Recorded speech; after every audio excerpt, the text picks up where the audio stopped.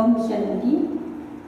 अव्यक्त बाप दादा की अव्यक्त महावाक्य 18/7/21 का बाबा ने आज बहुत सुंदर बात बताया और बच्चों का बर्थडे अपना बर्थडे मनाते हैं। हेडिंग पॉइंट में बाबा ने कहा सदा उत्साह में रहकर उत्सव मनाओ। आज विश्वेश्वर बाप अपनी विश्व की श्रेष्ठ रचना व श्रेष्ठ आदि रत्नों से अति स्नेही और समीप बच्चों से मिलन मनाने आए हैं। विश्वेश्वर बाप के बच्चे तो विश्व की सर्व आत्माएं हैं, लेकिन ब्राह्मण आत्माएं अति स्नेही समीप की आत्माएं हैं, क्योंकि ब्राह्मण आत्माएं आदि रचना है। बाप के साथ साथ ब्राह्मण आत्माएं भी ब्राह्मण जीवन में अवतरित हो बाप के कार्य में सहयोगी आत्माएं बनती हैं। इसीलिए बाप दादा आज के दिन बच्चों का ब्राह्मण जीवन के अवतरण का जन्मदिन मनाने आए हैं। बच्चे बाप का जन्मदिन मनाने के लिए उमंग उत्साह से खुशी में नाच रहे हैं, लेकिन बाप दादा बच्चों के इस ब्राह्मण जीवन को देख स्नेह और सहयोग में बाप के साथ साथ हर कार्य में हिम्मत से आगे बढ़ते हुए देख हर्षित हो रहे हैं। तो आप बाप दादा का बर्थडे मनाते हो और बाप बच्चों का बर्थडे मनाते हैं।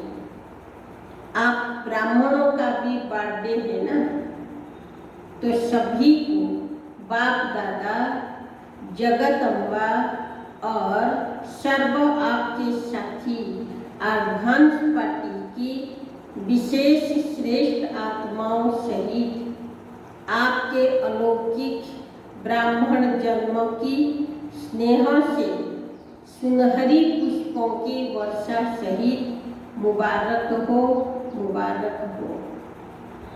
यह दिल की मुबारक है। बाप दादा जब मुबारक देते हैं तो दिल की मुबारक देते हैं। तो बाबा कहते हैं ये दिल की मुबारक है, सिर्फ मुख की मुबारक नहीं, लेकिन दिलाराम बाप के दिल की मुबारक सर्वश्रेष्ठ आत्माओं को, चाहे सम्मुख बैठे हैं चाहे मन से बाप के सम्मुख हैं, चारों ओरों के बच्चों को मुबारक हो, मुबारक हो। आज के दिन भक्त आत्माओं के पास बाप के बिंदु रूप की विशेष स्मृति रहती है। शिव जयंती जो भक्त आत्माएं मनाते हैं, उस भक्त आत्माओं की स्मृति में ही सिर्फ बिंदु ज्योतिर्बिंदु रहती है, क्योंकि शिवलिंग में 3 लकीर डालते हैं और उसके साथ साथ बीच में एक बिंदु रखते हैं, तो भक्त आत्माएं उसी बिंदु की स्मृति में रहते हैं। शिव जयंती व शिवरात्रि कोई साकार रूप का यादगार नहीं है, लेकिन निराकार बाप ज्योतिर्बिंदु जिसको शिवलिंग के रूप में पूजते हैं, उस बिंदु का महत्व है। आप सभी के दिल में भी बाप बिंदु रूप की स्मृति सदा रहती है, तो आप भी बिंदु और बाप बिंदु। तो आज के दिन भारत में हर एक भक्त आत्मा के अंदर विशेष बिंदु रूप का महत्व रहता है। बिंदु जितना ही सूक्ष्म है उतना ही शक्तिशाली है। इसीलिए बिंदु बाप को ही शक्तियों के रूप में गुणों के, ज्ञान के सिंधु कहा जाता है। तो आज सभी बच्चों के दिल में जन्मदिन के विशेष उत्साह की लहर सदाबाग के पास अमृत वेले से पहुंच रही है। जैसे आप बच्चों ने विशेष सेवा अर्थ व स्नेह स्वरूप बन बाप का झंडा लहराया। बाप ने कौन सा झंडा लहराया? आप सभी ने तो शिव बाबा का झंडा लहराया। बाप क्या यह झंडा लहराएंगे? यह सेवा के साकार रूप की जीने वाली बच्चों को दे दी। बाप ने भी झंडा लहराया, लेकिन कौन सा और कहाँ लहराया? बाप दादा ने अपने दिल में सभी बच्चों की विशेषताओं के स्नेह का झंडा लहराया। कितने झंडे लहराए होंगे? इस दुनिया में इतने झंडे कोई लहरा नहीं सकते हैं। कितना सुंदर हृदय दृश्य होगा। बाबा कहते देखो बच्चे, कितना सुंदर दृश्य होगा जो बाप ने कितने झंडे और बच्चों के विशेषताओं के स्नेह का झंडा लहराया। तो कितना सुंदर दृश्य है। एक एक बच्चों की विशेषताओं का झंडा बाप दादा के दिल में लहरा रहे हैं। सिर्फ आप सबने झंडा नहीं लहराया, लेकिन बाप दादा ने भी लहराया। यह झंडा लहराते हो तो उस समय क्या होता है? बाबा ने ये कहते हैं बच्चे, यह झंडा जो लहराते हो तो उस समय क्या होता है? फूलों की वर्षा। बाप दादा भी जब बच्चों की विशेषता का स्नेह का झंडा लहराते हैं तो कौन सी वर्षा होती है? हर एक बच्चों के ऊपर बहुत सुंदर वरदान बाबा वर्षा कर रहे हैं। बच्चे, अविनाशी भव, अमर भव, अचल अडोल भव, इस वरदानों की वर्षा होती है। यह वरदान ही बाप दादा के अविनाशी अलौकिक पुष्प है। बाप दादा को इस अवतरण की अर्थात शिव जयंती दिवस की बच्चों से भी ज्यादा खुशी है। खुशी में खुशी है, क्योंकि यह अवतरण का दिवस हर वर्ष यादगार तो मनाते हैं, लेकिन जब बाप का साकार ब्रह्मांड में अवतरण होता है तो बाप दादा को इसमें भी विशेष शिव बात की विशेष इस बात की खुशी रहती है। कितने समय से अपने समीप स्नेही बच्चों से अलग परम धाम में रहते हैं। बच्चे भी बाप से बिछुड़ गए हैं और बाप अलग, और बच्चे कितने समय से बाबा कहते अलग रहे हैं परम धाम में। चाहे परम धाम में और आत्माएं भी रहती भी हैं, लेकिन जो पहली रचना की आत्माएं हैं, जो बाप समान बनने वाली सेवा के साथी आत्माएं हैं, वह कितने समय के बाद अवतरित होने से फिर से आकर मिलते हैं। बाबा ने कितनी सुंदर बात कही। यह कितने समय के बाद अवतरित होने से फिर से आकर मिलते हैं। कितने समय की बिछड़ी हुई श्रेष्ठ आत्माएं फिर से आकर मिलते हैं। आप कोई अति स्नेही बिछड़ा हुआ मिल जाए तो कितनी खुशी में विशेष खुशी तो होगी ना। इतनी खुशी होगी, इतने समय बाबा से बिछड़े होने के बावजूद हम बच्चे जो मिलते रहते हैं तो आंखों से प्यार की आंसू भी आ जाती है। ये गायन भी महाभारत में है। तो बाबा ने ये भी कहा, वह कितने समय के बाद अवतरित होने से फिर से आकर मिलती है। कितने समय की बिछड़ी हुई श्रेष्ठ आत्माएं फिर से आकर मिलती है। अगर कोई अति स्नेही बिछड़ा हुआ मिल जाए तो खुशी में विशेष तो खुशी होगी ना। अवतरण दिवस अर्थात अपनी आदि रचना से फिर से मिलना। आप सोचेंगे हमें बाप मिला, और बाप क्या कहते हैं, दिल से कहते हैं बाबा कि हमें बच्चे मिले। तो बाप को अपने आदि रचना पर नाच तो है। आप सब आदि रचना होना, क्षत्रिय तो नहीं होना, सभी सूर्यवंशी आदि रचना है। ब्राह्मण सो देवता बनते हैं, तो ब्राह्मण आत्माएं आदि रचना है। अनादि रचना तो सब है, सारे विश्वों की आत्माएं रचना है। लेकिन आप अनादि और आदि रचना हो तो डबल नशा तो रहना चाहिए ना। तो बाबा पूछते डबल नशा है ना। आज के दिन बाप दादा विशेष एक स्लोगन दे रहे हैं। आज के दिन को उत्सव का दिन कहा जाता है। शिवरात्रि व शिव जयंती उत्सव मनाते हैं। उत्सव के दिन का यही स्लोगन याद रखना कि ब्राह्मण जीवन की हर घड़ी अंतिम घड़ी है।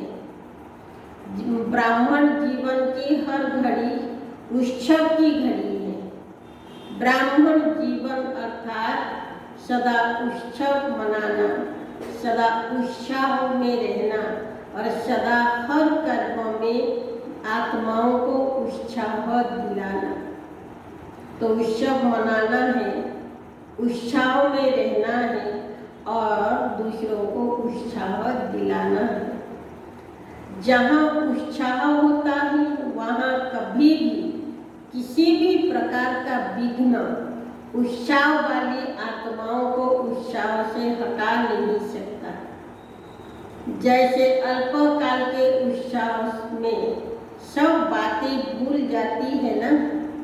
कोई भी जीवन में दुख हो, अशांत हो, ऐसी घटनाएं हो, परिस्थितियां हो, अगर कोई छोटी मोटी उत्सव आ जाए और हम उसमें उत्साह में रह जाएंगे तो ये छोटी मोटी जो विघ्न है वो आत्माओं में नहीं रह सकती, वो विघ्नों को हटा देती है। जैसे अल्पकाल के उत्साह में सब बातें भूल जाती है ना।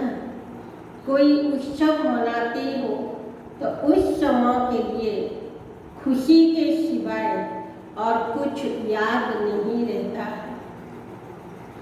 तो ब्राह्मण जीवन के लिए हर घड़ी उत्सव है, अर्थात हर घड़ी उत्साह में है। तो और कोई बातें आएगी क्या? कोई भी हद के उत्सव में जाएंगे तो क्या वहाँ क्या होता है? नाचना, गाना, खेल देखना और खाना पीना, यही तो होता है। तो ब्राह्मण जीवन के उत्सव में सारा दिन क्या करते हो? सेवा भी करते हो तो खेल समझ कर करते हो या बोझ लगता है? आजकल की दुनिया में कोई भी अज्ञानी आत्माएं थोड़ा भी दिमाग का काम करेगी तो कहेगी बहुत थके हुए हैं। दिमाग के ऊपर काम का बहुत बोझ है। और आप सेवा करते आए हो तो क्या कहते हो? सेवा का मेवा खा के आए हैं क्योंकि जितनी बड़े से बड़ी सेवा के निमित्त बनते हो उतना ही सेवा का प्रत्यक्ष फल बहुत बढ़िया और बड़ा मिलता है। तो प्रत्यक्ष फल खाने से और ही शक्ति आ जाती है ना, खुशी की शक्ति बढ़ जाती है। इसीलिए चाहे कितना भी शरीर का सख्त कार्य हो व प्लान बनाने का दिमाग का कार्य हो, लेकिन आपको थकावट नहीं होती। रात है व दिन है यह पता भी नहीं पड़ता है ना। अगर घड़ी आपके पास नहीं होती तो मालूम पड़ता क्या कितना बज गया। लेकिन उत्सव मना रहे हो, इसीलिए सेवा उत्साह दिलाती है और उत्साह अनुभव कराती है। ब्राह्मण जीवन में एक तो सेवा, दूसरा क्या होता है, माया आती है। माया का सुनकर हंसते हो क्योंकि समझते हो कि माया को हमारे से ज़्यादा प्यार है। आपका प्यार नहीं है, उनका ज़्यादा प्यार है। उत्सव में खेल भी देखा जाता है। आजकल ज़्यादा खेल कौन सा पसंद आता है, मिकी माउस का खेल बहुत करते हैं। एडवर्टाइज भी मिकी माउस का खेल में दिखाते हैं। चाहे मैच की निशाना लगाओ, खेल में क्या करते हो, गेंद आता है और आप फिर दूसरी तरफ फेंकते हो और कैच कर लेते हो तो विजयी बन जाते हो। ऐसे ही माया के यह गेंद है, कभी काम के रूप में आते हैं, कभी क्रोध के रूप में आते हैं।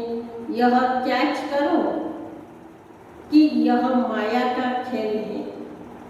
अगर माया के खेल को खेल समझकर करो तो उत्साह बढ़ेगा, और अगर माया की कोई भी परिस्थिति को दुश्मन समझकर देखते हो तो घबरा जाते हो। मिकी माउस खेल में कभी बंदर आ जाता है, कभी बिल्ली आ जाती है, कभी कुत्ता, कभी चूहा आ जाते हैं, लेकिन आप घबराते हो क्या? मजा आता है ना देखने में। तो यह भी उत्सव के रूप में माया के भिन्न भिन्न परिस्थितियों का खेल देखो। खेल देखने में कोई घबरा जाए तो क्या कहेंगे? खेल देखते देखते भी कोई सोच ले कि गेंद मेरे पास ही आ रहा है, मेरे को ही न लग जाए, तो खेल देख सकेगा? तो खुशी और मजे से खेल देखो, माया से घबराओ नहीं। एक मनोरंजन समझो, चाहे शेर के रूप में आ जाए, घबराओ नहीं। यही स्मृति रखो कि ब्राह्मण जीवन की हर घड़ी उत्सव है, उत्साह है। उसी के बीच यह खेल देख रहे हैं, खुशी में नाच रहे हैं, और बाप के ब्राह्मण परिवार की विशेषताओं के गुणों के गीत भी गा रहे हैं, और ब्रह्मा भोजन मजे से खा रहे हैं। आप जैसा शुद्ध भोजन, याद का भोजन विश्व में किसी को भी प्राप्त नहीं है। इस भोजन को कहा जाता है दुख भंजन भोजन।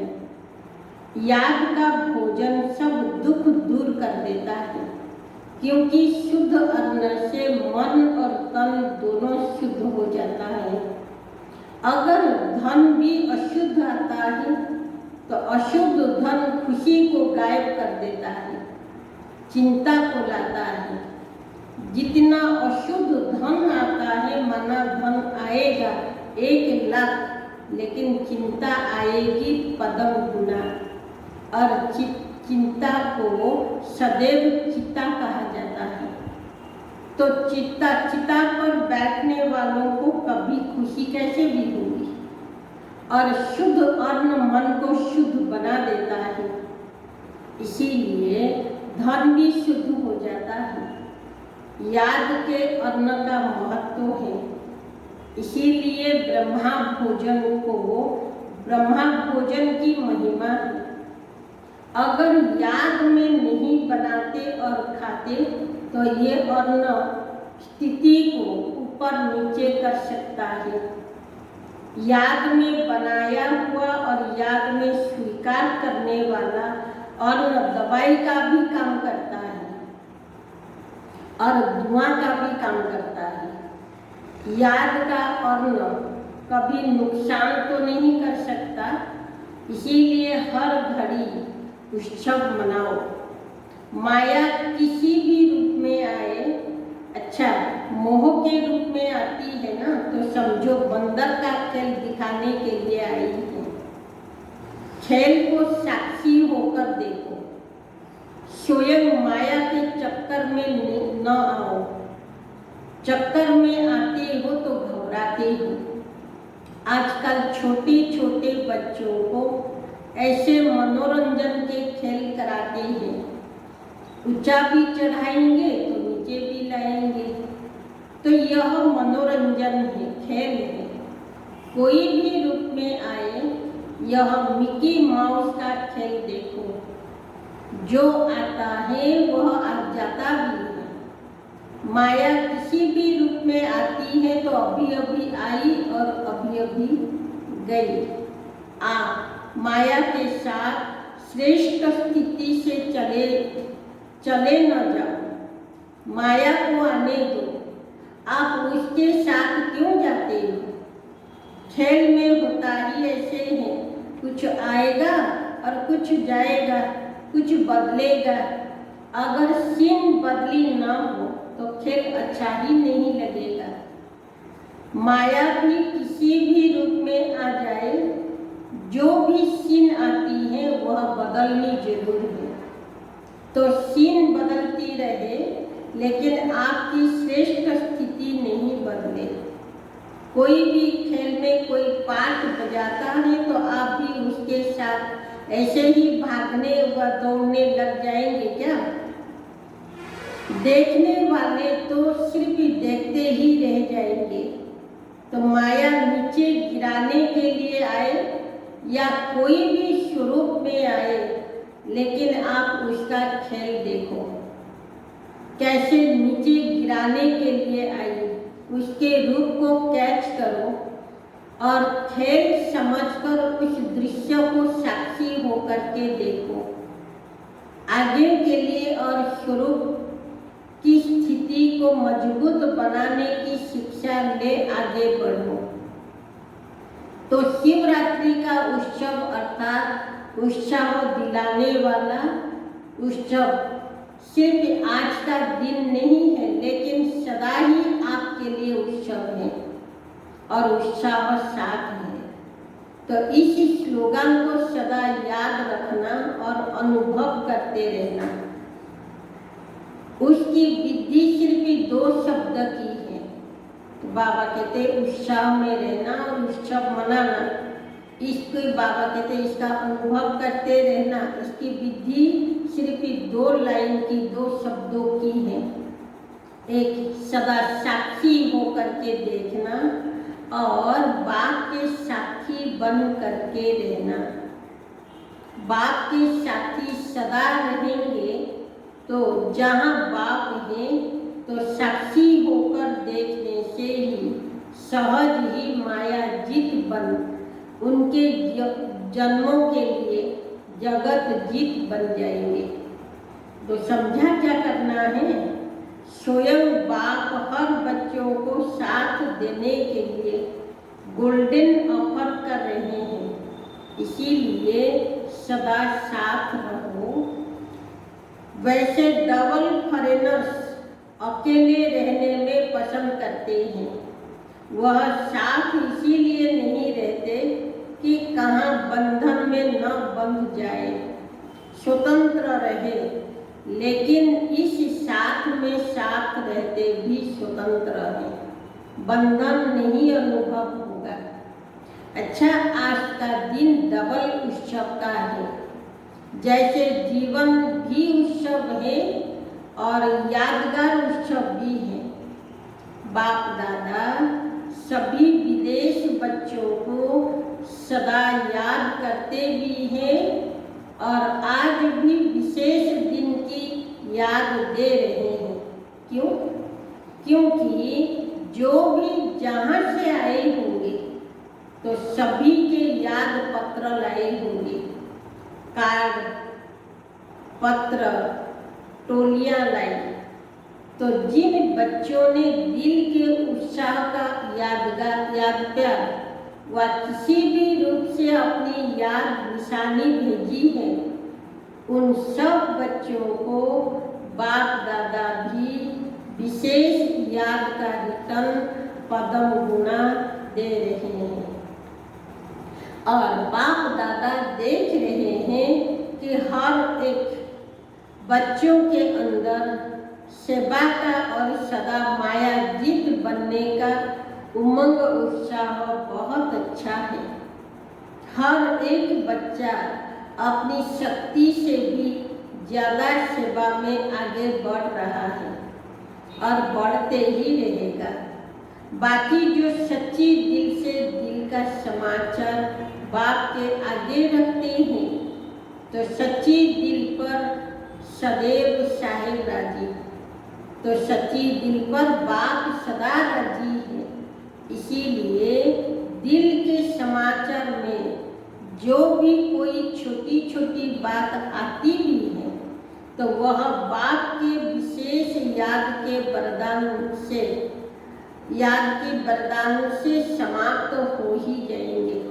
माना वरदान में इतनी शक्ति है जो बाबा कहते हैं कि जो छोटी छोटी बातें या परिस्थिति आती आएगी तो वो बाप की वरदानों से समाप्त हो जाएगी। बाप का राजी होना अर्थात सहज बाप की मदद से माया जीत बनना। इसीलिए जो बाप को दे दिया, चाहे समाचार रूप में, चाहे पत्रों के रूप में, रिहन के रूप में, जब बाप के आगे रख दिया, दे दिया, तो जो चीज किसी को दी जाती है वह अपनी नहीं रहती,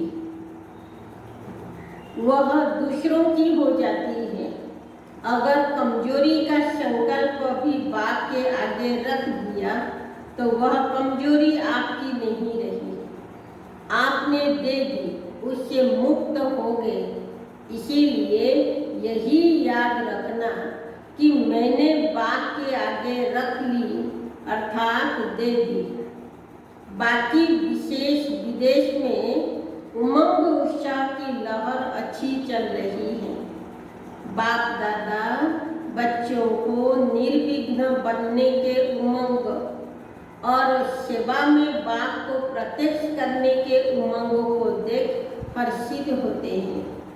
अच्छा, सदा अनादि और आदि रचना के रूहानी नशों में रहने वाले, सदा हर घड़ी उत्सव समान मनाने वाले, सदा याद और सेवा के उत्साह में रहने वाले, सदा माया की हर परिस्थिति को खेल समझ साक्षी हो देखने वाले, सदा बाप के साथ हर कदम में साथी बन चलने वाले, ऐसी सर्वश्रेष्ठ ब्राह्मण आत्माओं को अलौकिक जन्मों की मुबारक के साथ साथ याद प्यार और नमस्ते। सभी अति स्नेही दिल तक नशीन बच्चों को पावन शिव जयंती की पदम गुना याद प्यार और मुबारक हो। बच्चों की ओर से बाप दादा को दिल से पदम गुना, दिल से याद प्यार, गुड मॉर्निंग, नमस्ते नमस्ते नमस्ते। आज वरदाता का वरदान दे रहे हैं। वरदाता किसी की कमी कमजोरी को न देख अपने गुण व शक्तियों का सहयोग देने वाले मास्टर दाता भव। विस्तार में मास्टर दाता वह है जो सदा इसी रूहानी भावना में रहते कि सर्व रूहें हमारे समान वर्षे के अधिकारी बन जाएं। किसी की भी कमी कमजोरी को न देख, न अपने धारण किए हुए गुणों का शक्तियों का सहयोग देते हैं। यह ऐसा ही है। इस भावना के बजाय मैं इसको भी बाप समान बनाऊं, यह शुभ भावना हो। साक्षात यही श्रेष्ठ कामना हो कि यह सर्व आत्माएं कंगाल, दुखी, अशांत से सदा शांत, सुख रूप मालामाल बन जाए, तब कहेंगे मास्टर दाता। आज का स्लोगन है मनसा वाचा कर्मणा, सेवा करने वाले ही निरंतर सेवाधारी हैं। उनके हर श्वास में सेवा समाई हुई है। अच्छा, ओम शांति।